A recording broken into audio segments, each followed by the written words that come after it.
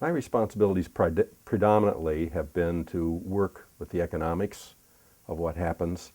Tomalee is a great visionary. She has ideas about how to make things work and where to take them. And then she comes to me and she says, how do we make this work? So we try to work together to make those things happen so they can work. When you choose to go to another country to work, it's always a new experience. Every time you pick a new location, for instance, we were the first U.S. agency to work in China. When we went in there, we had no idea as to the specifics of the culture and all the other things that we would have to learn to make the program work, other than what the laws were and what was ethically the right thing to do for the children. So over a period of time, we learned that. We met people. What we do is very much involved with relationships with other people. It might be an orphanage director. It might be a government minister. It might be someone from another nonprofit who does something maybe as well or better than we do, and we learn from them. So it's always a learning process to go through the steps to make it happen. And then you have to work with the U.S. government, both overseas, their representatives overseas, and those here in the United States. Is that correct? Well, intercountry adoption is really like it's a web. It's a woven situation. There are a lot of rules that we have to obey internationally with whatever sending country is involved. There are a lot of rules with our country and our government that we have to follow as well. And the two of those are usually meshed fairly well together, but sometimes they don't always fit well. So we have to learn what we have to do to make it work and appease both sides and keep everybody happy.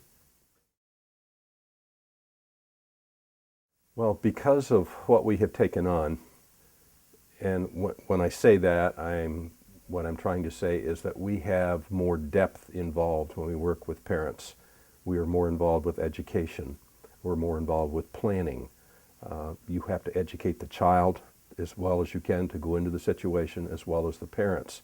And then you're working with post-adoption after that.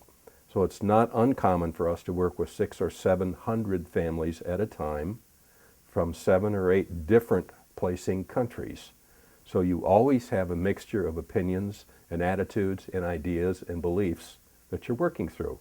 And no 2 days are the same, because the comments are different, the ideas are different, the thoughts are different, and believe it or not, people's perceptions are what they bring to the situation, not necessarily what the facts are there.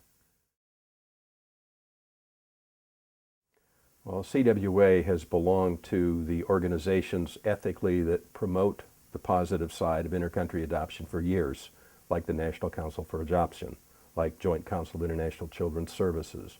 We are licensed by the states that we work in. They come out, they visit us, they audit our books, they look at what happens in our organization. We're also approved by The Hague through the State Department, which is Council on Accreditation Approval. That involves months of work to make sure that you're meeting all the requirements and the standards and the laws and the ethics and even the financial side. You even have to have a certain amount of money reserved to take care of contingency problems. So the governments have really thought this through well. And each and every one of those organizations looks at us anytime there's a complaint made to them. They all look at us in terms of licensing, and they all control our future and what we do. CWA has never been motivated by profit. CWA, as a matter of fact, several years at different times has lost money in running the programs that we run and working in the countries that we work in. No, it would be much easier to go into a commercial organization, as I did in my years before, and make money. Our budgets run between $5 and $7 million. On a real good year, we might make a couple percentile as a positive fund balance by the end of the year on the bottom line. Sometimes we have to take money from a foundation to put it in there just to break even. So the funds that go through CWA are for the benefit of these children and the programs and the organizations and the countries that we work in. Now, CWA is undertaking an enormous project in Ethiopia. And what is that called? Acacia Village is the project that we've taken on in Ethiopia. We're very excited about it. It's on 10,000 square meters of land that we arranged to get through the government there, and they're basically just their love for the children and the organization that we're putting together. We will have, I get excited about this, we will have a children's home, we will have a medical clinic, We will have a school for these children. We will have a compound, soccer field, sports. We're going to bring in community children. We can do so many things to help these children that now don't have a shot at getting in that direction at all. A lot of children just can't be adopted, is that true? A large majority of children can't be adopted, yes. In Ethiopia, there's probably 5 million, 6 million orphans, depending on whether you listen to UNICEF or UN or whomever. And if there's only a couple thousand children a year being adopted out of that pool, that's a small number to begin with. But on the other side, there's a lot of children that are living with their families there or trying to, or living with other relatives, or that we sponsor in homes.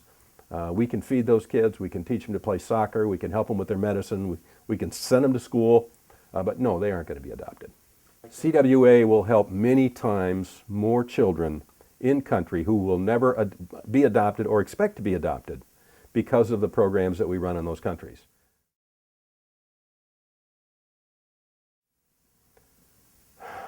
I guess for anybody to tell me I've spent 20 years of my life trying to help children and I'm acting illegally or unethically, it hurts me, it makes me feel badly, but the truth of the matter is you don't do what we do because you want to act unethically or because you don't want to follow the law. There are literally millions of children that need help. You don't have to do anything unethical to help those kids. You're not going to make any money trying to do that because of the way you're audited, controlled, governed, watched, licensed. It's not going to happen.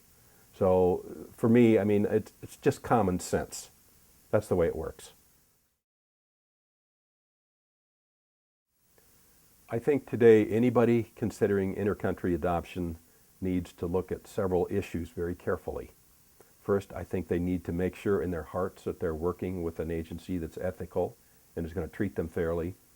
It's very easy to talk to dozens or even hundreds of adoptive parents if you want to do that. But for CWA as an example, we have a heart for older children and special needs children. These adoptions are a little more difficult to do. They require a lot more thoughtfulness on our part. They require a lot more diligence on the parents' part. We spend a lot of time and effort trying to educate people so they understand specifically what's involved in that kind of an adoption, but you have to go into that with your eyes open. Everybody should not adopt internationally. Everybody should not adopt an older child. Everybody should not take the same risks that someone else is able to take. And people who are getting involved in this take a responsibility to the child that they're going to complete this and they're going to do it well, because no child is worth not taking care of well. So to do that, they have to understand this detail and they have to work through it and walk through it, and then it happens. If they don't pay attention to that, if they don't listen to it, at some point something's going to hit them in the back of the head and they're going to say, gee, I didn't know this. Read the bottom line. Understand what you're doing. Just that the last 20 years have been a real education for me. It's been a real lesson. It's been an opportunity to find a lot of relationships, a lot of love, and a lot of people in the world. There's a lot of wonderful people in the world. There's a lot of wonderful people in this country who adopt.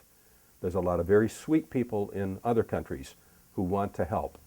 I think what we all need to do is learn to work together, honestly and openly.